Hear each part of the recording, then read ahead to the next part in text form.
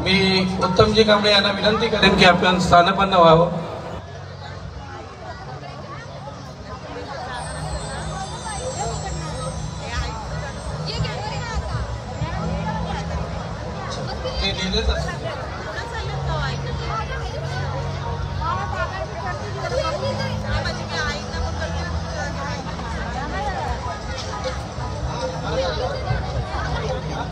धन्यवाद.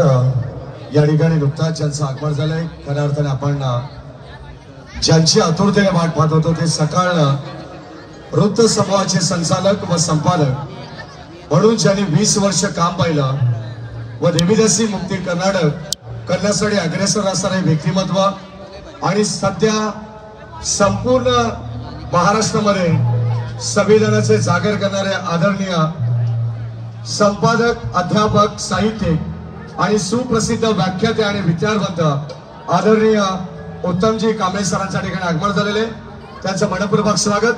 आपण कार्यक्रमाला सुरुवात करत आहोत. प्रथम दमो गौतमा या गाण्याचं सादरीकरण होणार आहे. मी आमंत्रित करतो आपले बदलापूरचे सुपुत्र आकाश रंदे यांना. जरा जोरदार टाळ्यांनी स्वागत करू.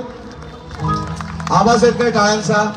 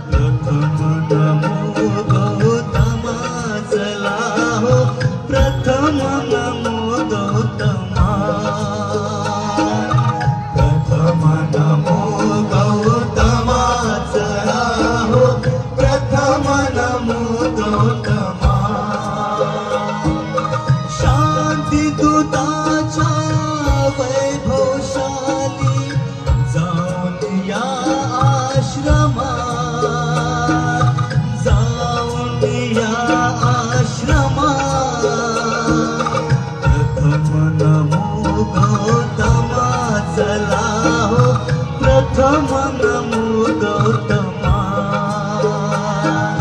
प्रथम नमो गौतमा चला हो, प्रथम नमो गौतमा, प्रथम नमो गौतमा चला हो, प्रथम नमो गौतमा,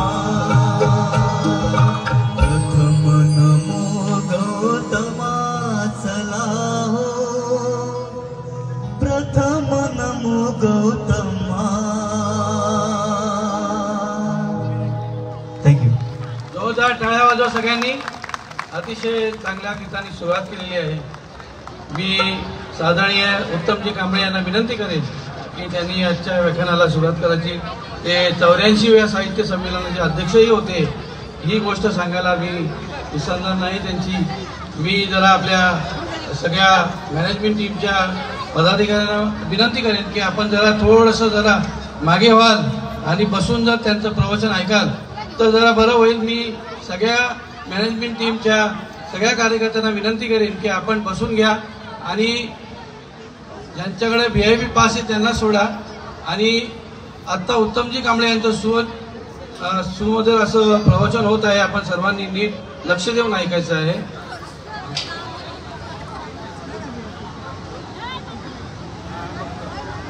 या ठिकाणी मॅनेजमेंट टीमला विनंती राहील की आपण ज्यांच्याकडे VIP पास असेल त्यांना फर्स्ट रो मध्ये आपण बसवायचे. ज्यांच्याकडे जे प्रिंटेड पास असेल प्लीज आपण चेक करा. बाउन्सरला सुद्धा विनंती राहील. सेकंड रो मध्ये जे आपले मॅनेजमेंट टीमचे सर्व काही फॅमिली मेंबर्स असतील त्यांना बसण्याची व्यवस्था केलेली आहे. जोरदार टाळ्यांनी स्वागत करू. या ठिकाणी ज्यांचं आगमन झाले खऱ्या अर्थाने आपण सर्वजण ज्या ठिकाणी ज्यांना ऐकण्यासाठी उत्सुक आहात, जे 84 साहित्य संमेलनाचे अध्यक्ष सुद्धा होते आणि सकाळ वृत्त समूहाचे संचालक व संपादक म्हणून ज्यांनी 20 वर्ष काम पाहिलं आणि देवीदासी मुक्त कर्नाटक करण्यासाठी अग्रेसर असणारं हे व्यक्तिमत्व आहे. आणि सध्या संपूर्ण महाराष्ट्रामध्ये संविधानाचं जागर करण्यासाठी सातत्याने भ्रमण करणारे व्यक्तिमत्व आपण पाहतोय. ज्यांचं व्याख्यान या ठिकाणी सुरू होतं. एकदा जोरदार टाळ्या वाजवू द्या आदरणीय प्राध्यापक उत्तमजी कांबळे सरांसाठी.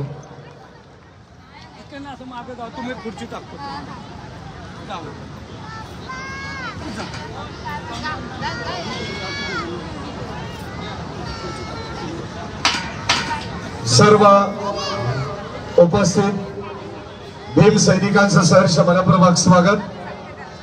सर्वांना विनंती राहील की आपण ज्या जागेवरती आहात त्या जागेवरती स्थानपन्न व्हायचे. थोड्याच वेळात त्या ठिकाणी व्याख्यानाला सुरुवात होणार आहे.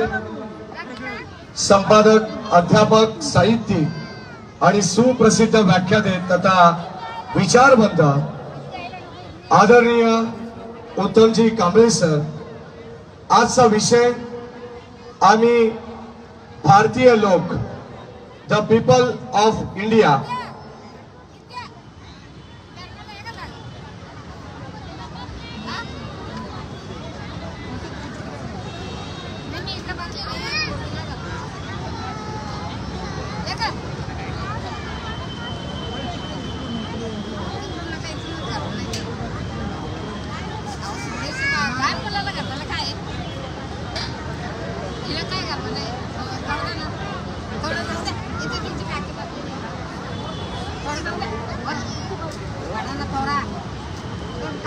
थोडाच वाद या ठिकाणी व्याख्यानाला सुरुवात होणार आहे. भीम महोत्सव 2025 उत्सव नात्यांचा आणि बहुजनांच्या विचारांचा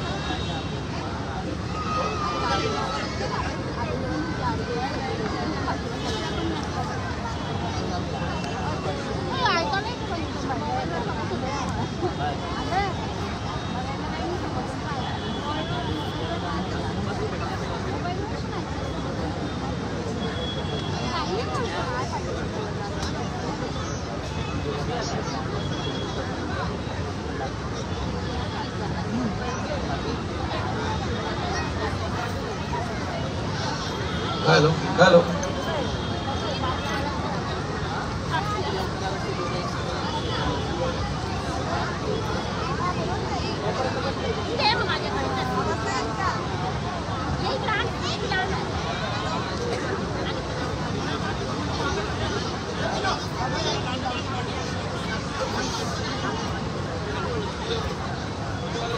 आली ना का प्रेरणा आली ना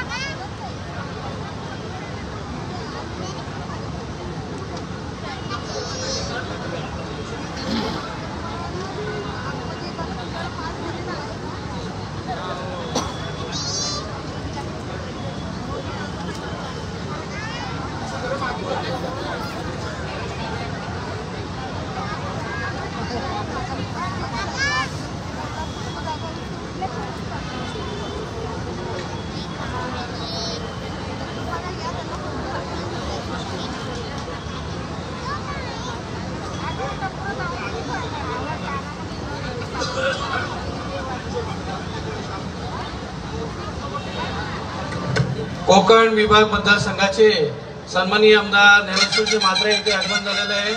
मी त्यांना स्टेजवर आमंत्रित लवकरात लवकर त्यांना स्टेजवर घेऊन या। सन्माननीय आमदार ज्ञानेश्वरजी म्हात्रे साहेब।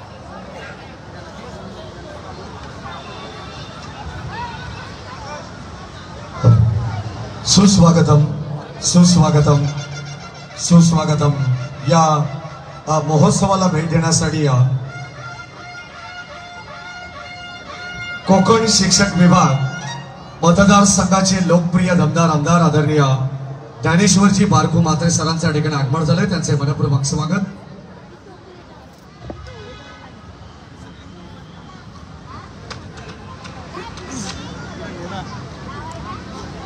या सन्मान आदरणीय या संपूर्ण कार्यक्रमाचे मुख्य निमंत्रक आदरणीय प्रवीणजी भाऊराव यांच्या शुभ हस्ते हा सन्मान होता। आमदार ज्ञानेश्वर म्हात्रे सरांचा एकदा जोरदार टाळ्या।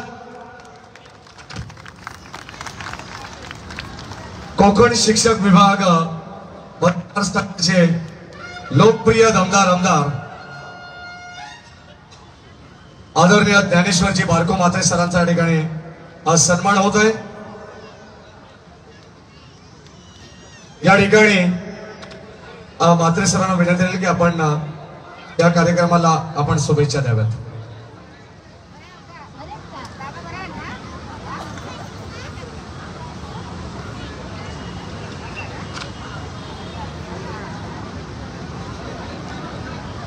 सर्वांना जय भीम। आज आपल्या बदलापूरच्या ऐतिहासिक भूमीमध्ये हा भीमोत्सव या ठिकाणी आयोजित केला आहे। या नव्या वर्षी आपल्या या भीमोत्सवाचे मुख्य निमंत्रक आमचे मित्र प्रवीणजी राऊत साहेब आणि याचं आयोजन केलेले सकल बौद्ध समाज बदलापूर शहर आणि ग्रामीण।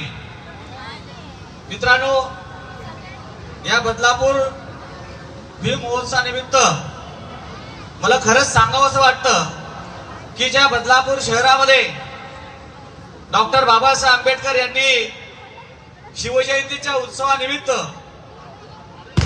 अध्यक्षस्थान शिवजयंतीच्या कार्यक्रमाचं भूषवलं होतं आणि त्यांच्या पदस्पर्शाने जी भूमी पावन झाली होती, अशा भूमीमध्ये डॉक्टर बाबासाहेबांचा विचार घेऊन आज प्रवीणजी राऊत साहेब आणि आपले सगळे कार्यकर्ते या ठिकाणी दरवर्षी हा भीम महोत्सव साजरा करत आहेत। या भीम महोत्सवाच्या माध्यमातून डॉक्टर बाबासाहेब आंबेडकरांनी समाजाला दिलेले विचार, संस्कृती, प्रेरणा आणि घटना यांचा समतोल साधून हा भीम महोत्सव या ठिकाणी बदलापूर मधील ठाणे, पालघर, रायगड आणि राज्यभरातून येणाऱ्या रसिकांसाठी या ठिकाणी आयोजित केला आहे।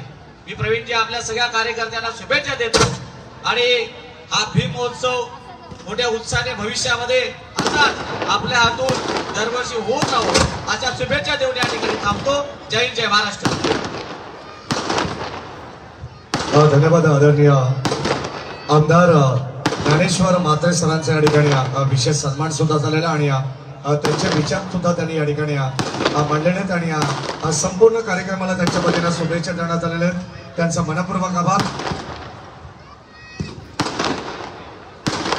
समस्त प्रगतशील बौद्ध समाज बदलापूर आणि शहर ग्रामीण विभागाच्या वतीनं आमदार साहेबांचा मनपूर्वक विशेष आभार।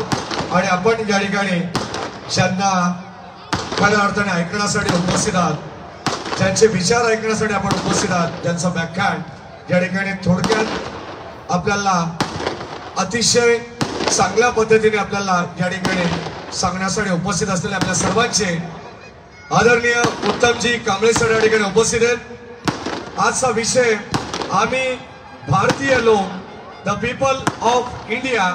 एकदा जोरदार टाळ्या झाल्या पाहिजे, शेवटपर्यंत टाळ्यांचा आवाज आला पाहिजे।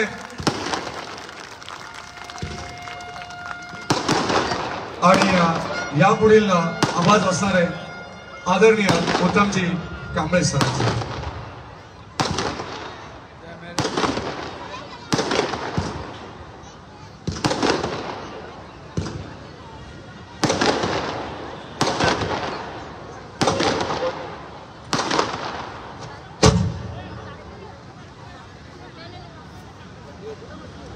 मित्र हो, सर्वांना जय भीम। जय भीम कोणीच नाही का म्हणत? सर्वांना जय भीम। डॉक्टर बाबासाहेब आंबेडकर या राष्ट्र निर्मात्याच्या पाऊलखुणा ज्या भूमीवर उमटल्या, त्या भूमीवर आज सुरू असलेला भीम महोत्सव हा आपल्या देशातील एक सर्वात मोठा, सर्वात सुंदर, सर्वात विचारी असा एक उत्सव आहे। त्या उत्सवाला मला आपण बोलावलं याबद्दल मी आपल्याला धन्यवाद देतो। या उत्सवाच्या मागे शक्ती म्हणून उभ्या राहिलेल्या प्रवीण भाऊंनाही धन्यवाद देतो। मित्र हो, आपल्याला माहिती आहे की ज्याने इथल्या फाटक्या तुटक्या माणसांच्या, मावळ्यांच्या, शेतकऱ्यांच्या मनामध्ये, शेतकऱ्यांच्या काळजामध्ये एक स्वराज्याचं स्वप्न पेरलं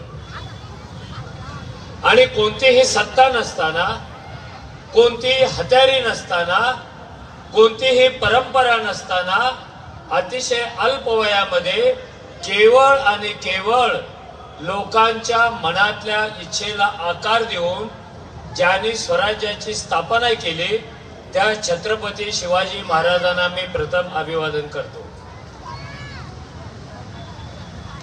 छत्रपती शिवाजी महाराजांनी स्वराज्य स्थापन केलं, ते अनेक वर्षे स्वातंत्र्याच्या प्रेरणा देत राहिलं, पण त्यांची समाधी पहिल्यांदा शोधून काढणारे आणि त्यांच्यावर सुंदर पोवाडा लिहिणारे महात्मा ज्योतिराव फुले यांनाही मी अभिवादन करतो।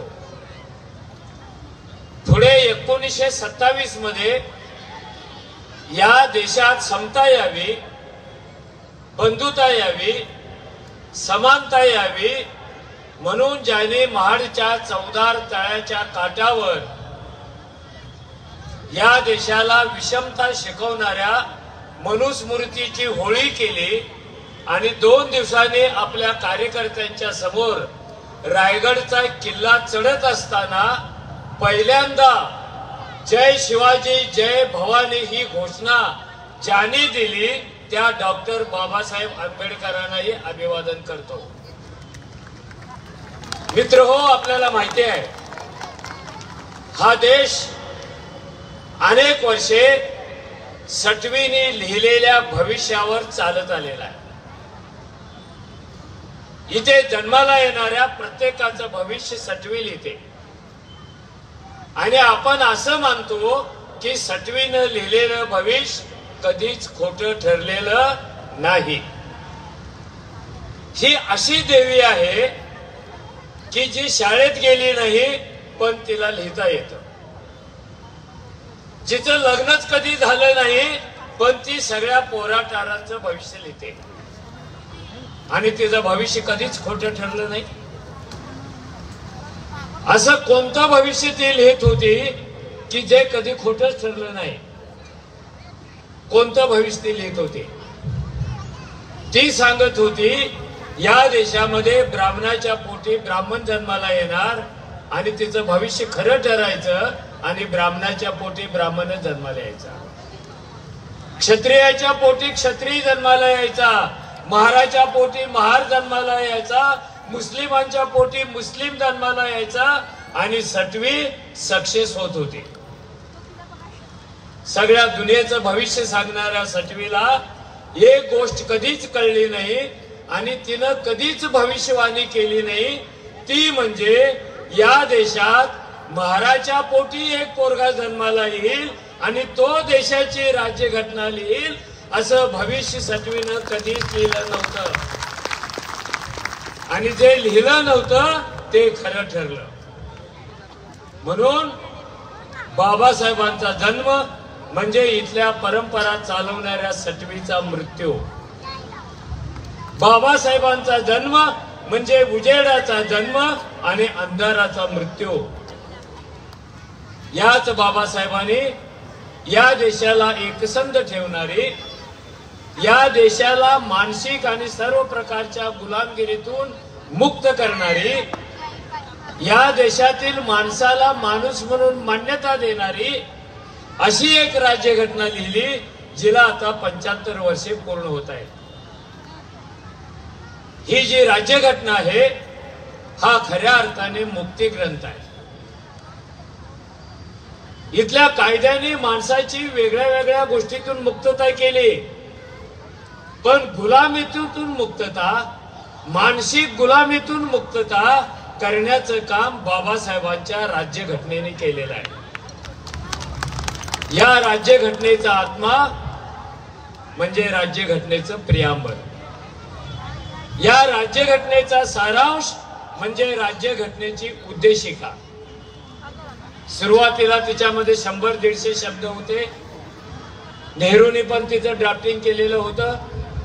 बाबासाहेबांनी तिचं फायनल ड्राफ्टिंग केलं, एडिटिंग केलं आणि 90-100 शब्दांचे हे प्रियांबल आपल्या समोर आहे.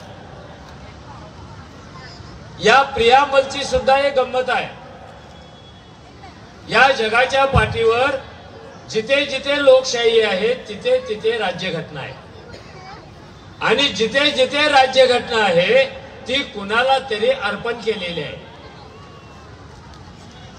इंग्लंडची राज्यघटना राणीला अर्पण केली, फ्रान्सची राज्यघटना राजाला केली, कुणाची राज्यघटना स्वर्गातल्या प्रभूला अर्पण केली, कुणाची राज्यघटना प्रभूंनी पाठवलेल्या दूताला अर्पण केली, कुणाची राज्यघटना सरदाराला अर्पण केली. पण बाबासाहेबाची ही एकमेव जगातली अशी राज्यघटना आहे जी ना राजाला अर्पण केली ना राणीला अर्पण केली, जी ना धर्माला अर्पण केली ना कर्माला अर्पण केली, जी ना स्वर्गाला अर्पण केली ना स्वर्गातल्या दूताला अर्पण केली. ती इथल्या 70 कोटी फाटक्या तुटक्या स्वाभिमानी माणसाला अर्पण केली, म्हणून तिची सुरुवात आम्ही भारताचे लोक, अशी कोणती घटना आहे जी माणसाला अर्पण केली? ही माणसाला का अर्पण केली? तर बाबासाहेबांचं म्हणणं असं होतं, जगाच्या पाठीवरचा कोणताही देश, जगाच्या पाठीवरचा कोणताही देश हा स्वर्गातून जन्माला येत नाही, हा कोणत्याही महाग्रंथातून जन्माला येत नाही, हा कोणत्याही राजाच्या स्वप्नातून जन्माला येत नाही. जगातला प्रत्येक देश हा सामान्य माणसाच्या इच्छेतून जन्माला येतो, वासनेतून जन्माला येतो. तसा हा आपला देश इच्छेतून जन्माला आला आणि त्याची इच्छा संविधानामध्ये नोंदवली गेलेली आहे. या देशामध्ये सरकार कधी मालक नसतं. या देशामध्ये दिल्लीतला कोणी नेता मालक नसतो. या देशामध्ये कोणी धर्म आपला मालक नसतो. आपण भारतीय लोक, we the people of India, हे या देशाचे मालक आहोत. या मालकांच्या सात वाऱ्यावर राज्यघटना जन्माला येईपर्यंत काहीच नव्हतं. यांच्या सात वाऱ्यावर गुलामी होती, यांच्या सात वाऱ्यावर विषमता होती, यांच्या सात वाऱ्यावर 3400 जाती होत्या, यांच्या सात वाऱ्यावर एवढे धर्म होते, एवढे पंथ होते, एवढ्या भाषा होत्या. पण सामान्य माणसाचा 7-12 हा वर्षानुवर्षे कोराच राहिला. भारतीय राज्यघटना जन्माला आली आणि ज्यांचा 7-12 कोरा होता, त्या 7 वाऱ्यावर बाबासाहेबांनी अख्ख्या देशाची मालकी देऊन टाकली आणि आम्ही मालक झालो. आपल्या खिशात नसतील पैसे, आपल्याला शेतही नसेल कदाचित, आपल्याला चांगलं गावही नसेल कदाचित, पण आपल्याला अभिमान वाटला पाहिजे, हा 150 कोटीचा देश आपल्या मालकीचा आहे. इथल्या नद्या आपल्या मालकीच्या आहेत, इथला समुद्र आपल्या मालकीचा आहे, इथलं वारं आपल्या मालकीचं आहे, इथलं सगळंच आपल्या मालकीचं आहे. म्हणून आम्ही भारतीय लोकांनी सहज विचार करा, प्रियांबलच्या प्रारंभी आम्ही शब्द का आला? आम्हीचा अर्थ काय? शाळकरी पोरं उत्तर देतील, आम्ही म्हणजे मीच बहुवचन, plural of I, singular I आणि प्लुरल वी. एवढा त्याचा अर्थ नाहीये. हे आम्ही म्हणजे आयच बहुवचन नाहीये फक्त, ते व्याकरणात असेल. हे आम्ही कोण आहेत? आणि हे संविधान जन्माला येईपर्यंत या देशात आम्ही नावाचं कोणीच नव्हतं. मग कोण होते या देशामध्ये? ह्या देशामध्ये आम्हीच्या ऐवजी मी होते आणि ह्या मीचे 4000 जातीमध्ये तुकडे झालेले होते. ह्या मीचे एवढ्या मोठ्या प्रदेशामध्ये तुकडे झाले होते. ह्या मीचे धर्मामध्ये तुकडे झालेले होते. ह्या मीचे विषमतेमध्ये तुकडे झालेले होते. आणि या देशात आम्ही कोणीच नव्हतं, म्हणून हा देश कधीही राष्ट्र बनवत नव्हता. कारण राष्ट्र बनवण्यासाठी मीची नव्हे तर आम्हीची गरज असते. आपल्या राज्यघटनेने हे सगळे मी झालेले तुकडे एकत्र केले आणि आम्ही नावाने त्यांची महाशक्ती बनवली. पहिल्यांदा मीचे आम्ही झाले. ज्यांना व्यवस्थेने आम्ही कधीच होऊ दिलेलं नव्हतं, ज्यांना आम्ही होण्याची इच्छा होती, ती इच्छा व्यवस्थेने मारून टाकलेली होती, ती परकीय शक्तीने मारून टाकलेली होती, ती इंग्रजांनी मारून टाकलेली होती आणि ती स्वदेशातल्या लोकांनी मारून टाकलेली होती. म्हणून भारताचा इतिहास हा सातत्याने पराभवाचा इतिहास राहिलेला आहे. कारण परके यांच्या बरोबर टक्कर देण्यासाठी इथे आम्ही कुणीच नव्हते. मी होते, मी टक्कर देऊ शकत नव्हता, मी हरत होता, म्हणून आपण गुलाम होत होतो. आपल्याला गुलामीतून मुक्त करण्यासाठी आम्हींची गरज होती. म्हणून बाबासाहेबांनी प्रियांबलच्या सुरुवातीला शब्द वापरला, आम्ही, वी. ह्या आम्हीनं काय केलं? हे जे आम्ही, हे सुद्धा वेगळ्या वेगळ्या विषमते अडकलेले होते. या सगळ्या आम्हीने एक स्वप्न बघितलं. ह्या सगळ्या आम्हीने एका देशाची कल्पना आपल्या मनामध्ये आणली. ह्या सगळ्या आम्हीने एका राष्ट्राची कल्पना आपल्या मनामध्ये आणली आणि त्यांनी ठरवलं, आता मीचे तुकडे आम्ही मध्ये रूपांतरित झालेले आहेत आणि हे आम्ही एकत्र येऊन स्वतःसाठी देश स्थापन करणार. कुणी एक नेता देश स्थापन करत नसतो. नेता परिस्थितीतून जन्माला येत असतो आणि परिस्थिती नेत्याला जन्माला घालत असते. पुढे नेता परिस्थितीवर स्वार होऊन परिस्थिती बदलत असतो. ह्या सगळ्या आम्हीने एकत्र येऊन भारत नावाचं राष्ट्र तयार केलं. भारतच का? भारताच्या अगोदर इथे राष्ट्र नव्हतं, इथे देश नव्हता, इथे प्रदेश होते आणि प्रदेशाचे 400हून अधिक तुकडे होते. आणि हा तुकड्यांचा देश कधीच नाही होणार, हा मीचा देश कधीच नाही होणार. हे सगळे प्रदेशाच्या नावाने तुकडे होते.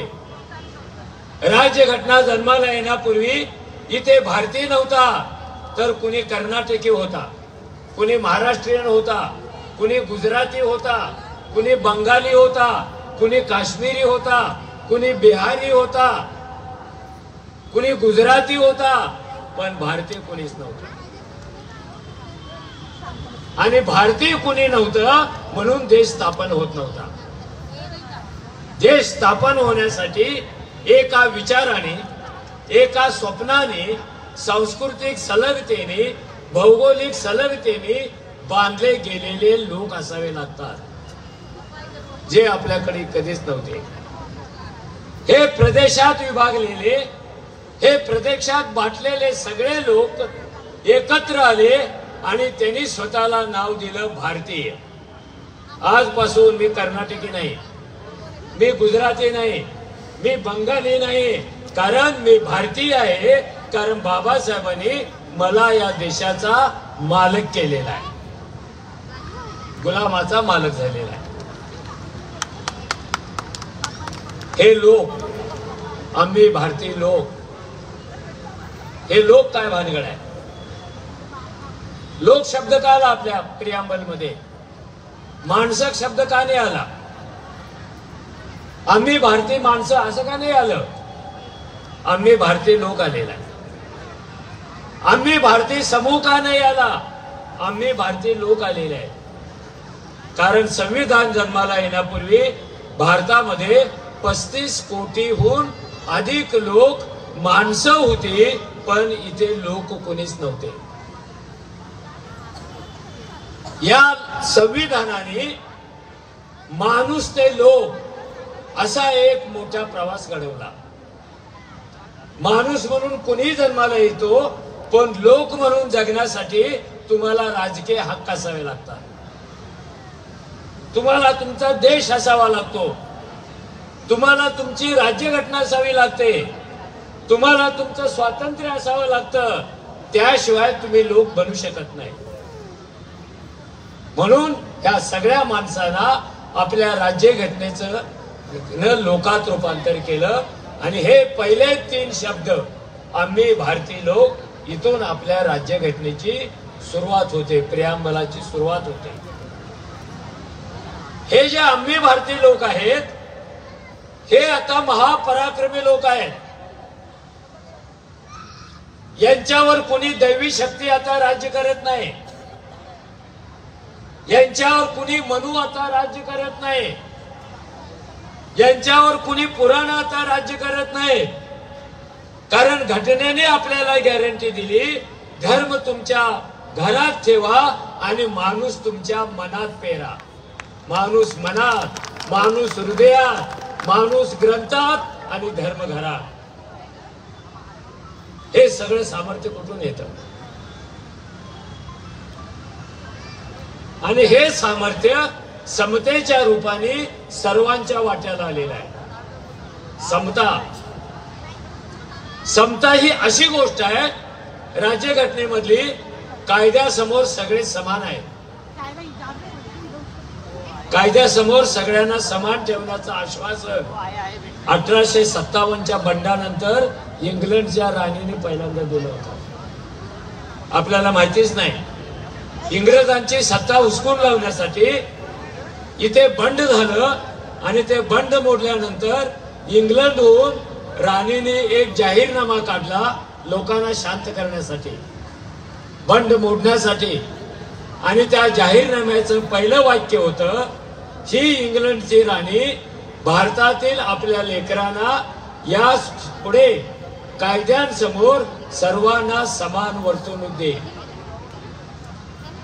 समानता स्टार्टेड दे. पण तरी आपल्याकडे कायदा नव्हताच, गुलामांना कायदा असत नाही. हे संविधान म्हणजे गुलाम मुक्तीचं मुक्त गान आहे. आणि या माणसाच्या पायामध्ये कधीही कुणाच्याही रूपाने बेड्या पडू नयेत अशी एक व्यवस्था त्या प्रियांबल मध्ये आहे. आणि आम्ही भारतीय लोकांनी तशी प्रतिज्ञा केलेली आहे. हे खूप काव्यात्मक आहे. इथे प्रारंभ लोक आहेत, इथे मध्य लोक आहेत आणि इथे शेवटी पण लोक आहेत. इथे लोकांशिवाय दुसरी तिसरी कोणतीही शक्ती नाही आहे. म्हणून हे महाबलवान लोक गेली 75 वर्षे यांनी आपली घटना टिकून ठेवली. याचाच अर्थ आम्ही भारतीय लोक आहोत, याचाच पोवाडा आपण 75 वर्षे म्हणत आलेला आहोत. आणि हा पोवाडा इतका बुलंद झालेला आहे, ह्या भावना इतक्या बुलंद झालेल्या आहेत की आता आपल्याला देशात फिरताना मी माणूस आहे हे सांगण्यासाठी जातीचं धर्माचं ओळखपत्र वापरायची गरज नाही आहे. संविधानापूर्वी आपली ओळख जात होती, आपली ओळख धर्म होती. इथे खूप कमी लोकांना आडनावं होती आणि बहुतेक लोकांच्या आडनावाच्या जागी जात होती. तू कोण महार, तुझा आडनाव काय चांभार, तुझा आडनाव काय ढोर, तुझा आडनाव काय भट, तुझा आडनाव काय कुणबी, तुझा आडनाव काय धनगर. इथे जाती माणसांच्या ओळख बनलेल्या होत्या. इथे जाती माणसाला आतून बाहेर आत चिकटलेल्या होत्या. हे आम्ही भारतीय लोक संविधानाच्या पहिल्या रांगेमध्ये पहिल्या ओळीमध्ये जन्माला आले आणि आपल्या नावाला, आपल्या गावाला, आपल्या प्रतिष्ठेला चिकटलेल्या सगळ्या जाती ओरबडून त्याने फेकून दिल्या आणि ते गर्वाने सांगायला लागले, आम्ही भारतीय लोक, अभी जाति पूछना नहीं है, अभी धर्म पूछना नहीं है, अभी प्रदेश भी पूछना नहीं है, कारण आम्ही भारताचे लोक झालेले आहोत. हे समजून घ्या. आम्हीचा अर्थ काय समजून घ्या, भारताचा अर्थ काय समजून घ्या. हे भारत हे कुठल्याही चमत्कारावर उभा राहिलेला देश नाही, तर लोकांच्या मनातून आलेल्या इच्छेवर, लोकांनी केलेल्या संघर्षावर आणि लोकांसाठी लिहिलेल्या संविधानावर उभा राहिलेला देश आहे. तो कोणत्याही शस्त्रावर उभा राहिलेला नाही आहे. जे शस्त्रावर उभे राहतात ते लवकर पराभूत होतात आणि जे संविधानावर उभा राहतात त्यांना हरवणं कठीण असतं. म्हणून आपल्याला कुणी हरवू शकत नाही, कारण आपण संविधानावर उभे आहोत. हे सगळं सांगायला ठीक आहे. गेल्या अनेक वर्षापासून आपण मोठ्या प्रमाणामध्ये संविधानाचा जागर चालू केलेला आहे. देशात सगळीकडे जे संविधानाचे मालक आहेत ते संविधानाचा जय जयकार करत फिरायला लागले. संविधानाचे जे मालक आहेत ते संविधानाचा जागर करत फिरायला लागले. संविधानाचे जे मालक आहेत ते प्रियांबलला चौकटीत बसून त्याला उदबत्ती आणि नीळ लावायला लागलेले. जे संविधानाचे मालक आहेत ते आतून कुठून तरी घाबरलेले आहेत, म्हणून ते घोषणा करायला लागले, खबरदार संविधानाला हात लावाल तर. हे असं का झालं? हे असं एकदम का आलं? त्याचं कारण असं आहे, जिथे धूर असतो तिथे आग असतेच. हे लोक वेडे नाहीत संविधान बचाव म्हणणारे. यांना कुठून तरी धूर दिसायला लागलेला आहे. त्यांना शंका येते आता आग भडकणार आहे, फायर ब्रिगेड बोलवा. स्वतःच रूपांतरच फायर ब्रिगेड मध्ये करा. चोच जरी असली तरी चोचीत पाणी घेऊन आग विझवायला जा. हे करणारे लोक कोण आहेत? हे संविधानाचे मालक आहेत. हे संविधानाचे लाभार्थी आहेत. संविधानाने मुक्त केलेले ही माणसं आहेत. तुम्ही असं समजू नका जंगलाला आग लागलेली आहे आणि एक छोटीशी चिमणी चोचीत पाणी घेऊन आग विझवायला निघालेली आहे. अन्य प्राणी म्हणतात चिमणी किती वेळी आहे, तुझ्या चोचीतल्या पाण्याने आग विझेल का? चिमणी म्हणते मला माहिती नाही माझ्या चोचीतल्या पाण्याने आग विझेल की नाही, पण उद्याची पिढी जेव्हा केव्हा ह्या आगीचा इतिहास लिहिल, उद्याची पिढी जेव्हा केव्हा या आगीची कारण शोधेल, तेव्हा ती माझ्यासारख्या चिमणीला आग लावणाऱ्यांच्या यादीत समाविष्ट करणार नाही, तर आग विझवणाऱ्यांच्या यादीत समाविष्ट करेल. म्हणून मी येवल्या चोचीत पाणी घेऊन निघालेले आहे. म्हणून हे समोरचे सगळे माझे बांधव हे संविधानाच्या समर्थनासाठी निघालेले आहे. ज्या दिवशी आम्ही ह्या शब्दाला धक्का पोचेल, संविधानातला पहिला शब्द, ज्या दिवशी आम्ही या शब्दाला धक्का पोचेल त्या दिवशी तुमचं डिव्हिजन झालं असं समजा. आणि ज्या दिवशी तुमचं डिव्हिजन होईल त्या दिवशी तुम्ही पुन्हा गुलाम झाला हे घरात जाऊन डायरीवर लिहून ठेवा. ज्याचं डिव्हिजन होतं तो गुलाम होतो आणि डिव्हिजन होऊ नये म्हणून मीचे आम्ही केलेले आहे. हे भारतीय, हे जे भारतीय आहेत हे आपल्या कर्तृत्वाच्या जोरावर जगाला पुरून उरलेले लोक आहेत. त्यांची ओळख भारतीय, त्यांचं आयडेंटिटी कार्ड भारतीय, त्यांचा श्वास भारतीय, त्यांचं राष्ट्र भारतीय, त्यांची प्रतिष्ठा भारतीय. म्हणून बाबासाहेबांनी सांगितलं होतं या लोकांनी या संविधानावर जो प्रचंड विश्वास टाकलेला आहे त्या विश्वासाला जर धक्का पोचला तर आम्ही भारतीय लोकला काही अर्थ राहणार नाही. आपली जबाबदारी हे आम्ही भारतीय लोक नावाचं जे ब्रीद आहे ते पडेल ते किंमत देऊन टिकवणे. ते जर टिकवण्यात आपण हायगाई केली तर आपल्या मनाचे आणि शरीराचे तुकडे होते आणि पुन्हा तुम्ही गुलामांच्या प्रदेशात जगायला जा. बाबासाहेबांनी सांगितलं इतिहासात आम्ही एकदाच गुलाम झालो होतो, आता पुन्हा गुलाम होणार नाही, कारण गुलामीला रोखण्यासाठी आम्ही संविधान तयार केले. संविधान ही ढाल आहे, ही चिलकत आहे, तुमच्या माणूसपणाला मान्यता देणार एक विधान आहे. म्हणून लोक हो,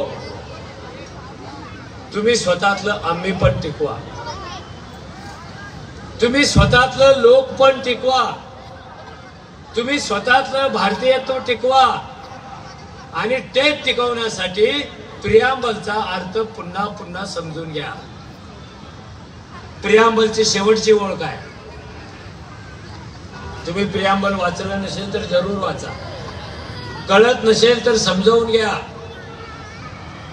हे प्रियांबल ज्या दिवशी जन्माला आलं त्या दिवशी कर्नाटक आणि महाराष्ट्राच्या बॉर्डरवर असलेल्या एका महंतांनी घोषणा केली. त्याच दिवशी 26 जानेवारी व पुढे 26 त्याच्या अगोदर नोव्हेंबर. घोषणा काय केली? या देशातलं संविधान एका महाराने लिहिलं असल्यामुळं हा देश ते लवकरात लवकर फेकून देईल. त्याची भविष्यवाणी खोटी ठरली आणि 1-2 नव्हे तर 75 वर्षे आम्ही काळजाच्या तुकड्यासारखं हे संविधान जपून ठेवलं, हे संविधान वापरलं, त्याच्या रक्षणाच्या घोषणा केल्या आणि इथून पुढे आपण असेच जाणार आहोत.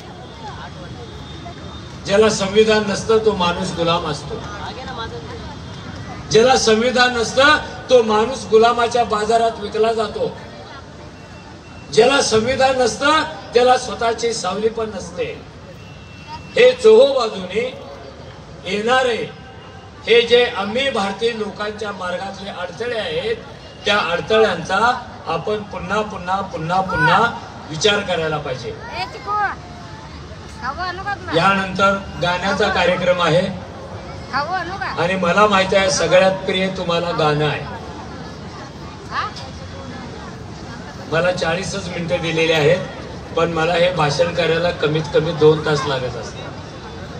त्यामुळे गाणं आणि तुम्ही ह्याच्यामध्ये मी आड येणार नाही, पण लक्षात ठेवा गाणं आणि तुम्ही ह्याच्यामध्ये एक जीवन पण असतं, ह्याच्यामध्ये एक विचार पण असतो. तो विचारच तुम्हाला गाणं ऐकायला शिकवत असतो, तो विचारच वाद्य वाजवायला तुम्हाला शिकवत असतो. म्हणून जेवढं गाणं महत्वाचं तेवढं विचार महत्वाचा, हे पण संदेश आपण अशा कार्यक्रमातून घ्यायला पाहिजे. हे जे आम्ही भारतीय लोक आहेत यांच्या बरोबरच आपल्या आजूबाजूचे अनेक प्रदेश स्वतंत्र झाले होते. आपला एक तुकडा झाला आणि त्याच्यातून पाकिस्तान जन्माला आला.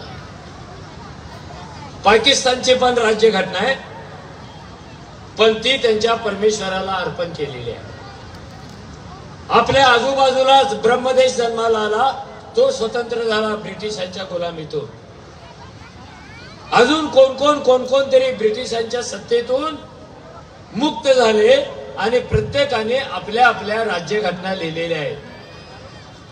पण या मुक्त झालेल्या 80% देशामधलं स्वातंत्र्य धोक्यात आलं. कधी लष्करामुळं, कधी धर्मामुळं, कधी गटामुळं, तर कधीतरी अजून कशामुळं. अशी आपली एकमेव राज्यघटना अपवाद ठरली की गेल्या 75 वर्षामध्ये असं कधी भारतामध्ये घडलेलं नाही. लष्करशाह आला आणि त्यांनी सत्ता आपल्या हातात घेतली. न्यायालयाने भानगडी केल्या असं आपल्याकडे घडलेलं नाही. आणि राजकारणी किती चतुर आला तर त्याला बिननिवडणुकीचं सत्तेवर बसायचा अधिकार राज्यघटनेने कधी दिलेला नाहीये. हे आम्ही भारताचे लोक आहेत. हे इतके ताकदवान लोक आहेत, इतके ताकदवान लोक आहेत. पार्लमेंटमध्ये एक मत कमी पडलं म्हणून पंतप्रधानाला राजीनामा द्यावा लागलेला. एक मत, काय पॉवरफुल मत आहे ते. आणि ते मत असं आहे, अंबानीच्या मताला जेवढी किंमत आहे तेवढीच रामाच्या दारात भीक मागून पोट भरणाऱ्या भिकाऱ्याच्या मतालाही किंमत आहे. समान मत, समान पद हे आम्ही भारतीय लोकांनी आपल्यासाठी दिलेलं आहे. हे लक्षात ठेवा. मताची किंमत काय असते? मताची किंमत बाटली आणि तंगडी एवढ्या पुरती मर्यादित नसते. तंगडी रात्री खाल्ला की सकाळी हागून मोकळा होतो. मताचं तसं नाहीये. तंगडीच्या मापामध्ये कधी मताला घालू नका, तुमचा आत्मघात होईल. कारण बुद्धानंतर अनेक वर्षांनी आपल्या वाट्याला लोकशाही आली आणि ती सगळी लोकशाही गेल्या काही दिवसापासून कोणत्या तरी सावली खाली आहे असं आपल्याला वाटायला लागलं. गेल्या महिन्यात कुणीतरी एक नवीन राज्यघटना तयार केलेली आहे आणि त्यांनी सांगितलेलं आहे भारत हे लवकरच हिंदू राष्ट्र होणार आणि हिंदू राष्ट्रामध्ये ही नवे संविधान अंमलात येणार. मी पुन्हा पुन्हा ओरडून सांगतो, हे 150 कोटी आम्ही भारतीय लोक जोपर्यंत संविधानाशी इमान राखून आहेत तोपर्यंत या देशात दुसरी तिसरी कोणतीही राज्यघटना येणं शक्य नाही. कशी तरीही दिवस वाईट आहे, तरीही दिवस आणि रात्री सुद्धा वाईट आहेत. भाषणाला विराम देताना मी कबीराची एक कथा सांगतो आणि थांबतो. तुम्ही उठून जाण्या अगोदर मी उठून गेलेला अधिक भारी समजतो. मी खूप खूप वर्षापूर्वीची गोष्ट आहे. आपल्या भारतामध्ये सगळ्याच गोष्टी खूप वर्षापूर्वीच्या असतात. वर्तमानातली आपली गोष्टच नसते. वर्तमान म्हणजे शेतकऱ्याची आत्महत्या, वर्तमान म्हणजे बाहेर जाळणं, वर्तमान म्हणजे बेकारी, वर्तमान म्हणजे भ्रष्टाचार, वर्तमान म्हणजे बंडलबाजी. त्यामुळं वर्तमानातल्या कथा आपल्याकडे नसतात. ही खूप खूप वर्षापूर्वीची गोष्ट. बाबासाहेबांचे महागुरु कबीर जेव्हा म्हातारे झाले होते तेव्हाची गोष्ट. कबीर जेव्हा म्हातारा झाला तो एक दिवस एका हातात कंदील, ऐकताय की नाही ऐकताय? जरा थांब रे दादा, ए मॅनेजमेंट थांब. कबीर जेव्हा म्हातारा झाला, आंधळा झाला, त्याला कोणताच डोळ्यांनी दिसत नव्हतं, तेव्हा तो एके संध्याकाळी एका हातात कंदील आणि एका हातात बोधी वृक्षाचं रोपटे घेऊन निघाला. लक्षात राहते आणि कळते का तुम्हाला? हो म्हणा ना, मला ब्रीदिंग मिळेल थोडस. कळतं का? ओके. एका हातात कंदील आणि दुसऱ्या हातात काय होतं? बोधी वृक्षाचं रोपट. तो घेऊन निघाला. पुढून त्याला 4 लोक येताना दिसले पावलांच्या आवाजावरून, कारण डोळ्याने त्याला काही दिसतच नव्हतं. ते बहुतेक त्या काळातले पत्रकार असावेत. आणि पत्रकार कोण होतो? ज्याला फक्त प्रश्न विचारता येतात आणि कोणत्याच प्रश्नाचं उत्तर त्याला सांगता येत नाही, तो पत्रकार होतो. तसे ते पत्रकार. एक पत्रकार पुढे आला आणि त्याने विचारला, क्यों भाई कबीरा, पागल हो गए क्या?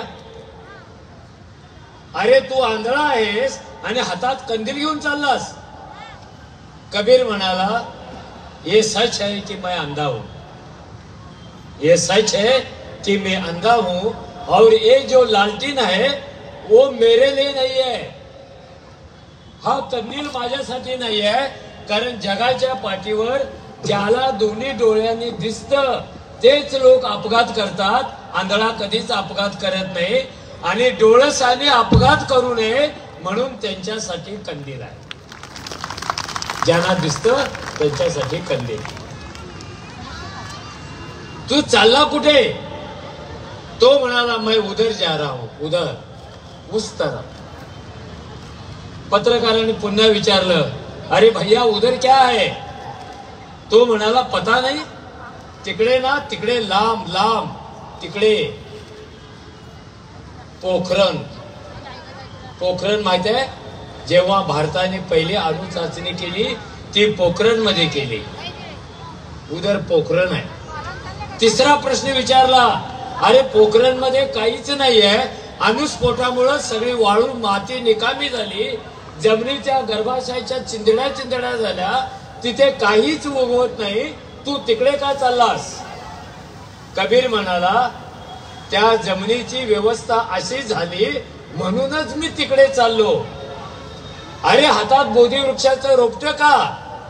तर तो म्हणाला, जिथे जमिनीचं गर्भाशय जळून जातं, खाक होतं, वांजट होतं, तिथे बोधी वृक्ष पेरला की त्याची मुळं खोल खोल जातात आणि जमिनीच्या गर्भाशयाला झालेलं सगळं प्रदूषण संपवतात आणि तो विचार घेऊन पुढे पुढे जातात.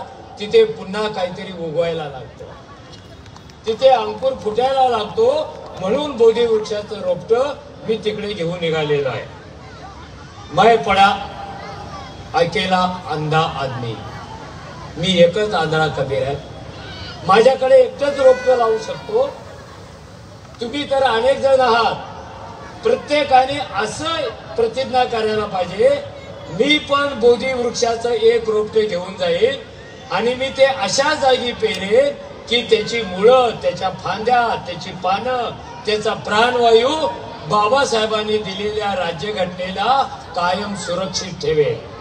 म्हणून ही वेळ बोधी वृक्षाचं रोपटं पेरण्याची आहे, ती जगवण्याची आहे. आणि ह्या भीम महोत्सवामध्ये तुम्ही तसा निर्धार कराल एवढी अपेक्षा व्यक्त करतो. थांबतो. धन्यवाद. जय भीम.